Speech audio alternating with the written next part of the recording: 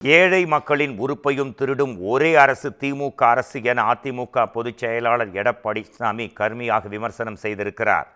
திருச்சி மாவட்டம் மணச்சநல்லூர் தொகுதியில் மக்களை காப்போம் தமிழகத்தை மீட்போம் எழுச்சி பயணம் மேற்கொண்ட போது அவர் இவ்வாறு கூறியிருக்கிறார். அதை இப்போது பார்க்கலாம்.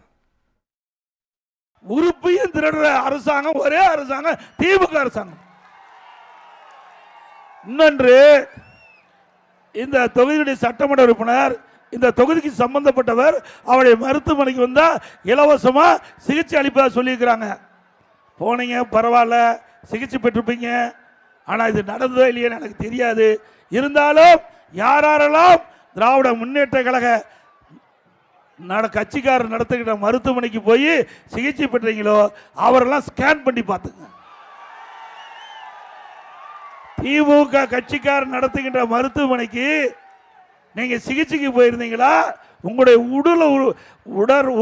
உடல் உறுப்பு உள்ள இருக்குதா இல்லையான்னு நீங்க ஒரு ஸ்கேன் பண்ணி பார்க்கறது நல்லது. நல்லதுக்காக சொல்றேன்.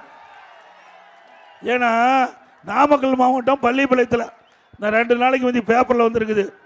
அந்த அம்மாவுக்கு கிட்னி அந்த அம்மா கிட்னி கொடுப்பதாக தெரிவிச்சிருக்கிறாங்க. கூட்டிட்டு போயிருக்கிறாங்க. வறுமையின் காரணமா கிட்னிக்கு பதிலாக கல்லீரல் எடுத்துட்டாங்க.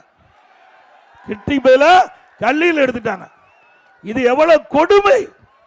வறுமை என்பது ஒரு மனிதனுக்கு மிக கொடுமையானது. நீதிமன்றத்தில் வழக்கு இருக்குது.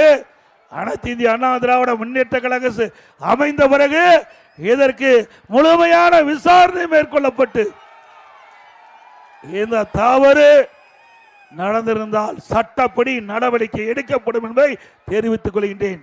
நீதிமன்றமே குறிப்பிட்டிருக்குது. இது மிக மிக கொடுமையானது. ஒரு வறுமையின் காரணமாக அவள் வாழ முடியாது இருக்கிற சூழ்நிலையை பயன்படுத்தி அவருடைய உடல் உறுப்புகளை முறைகேடாக எடுப்பது எந்த விதத்திலும் நியாயமில்லை என்று நீதிமன்றம் தங்களுடைய கருத்தை தெரிவித்திருக்கின்றது.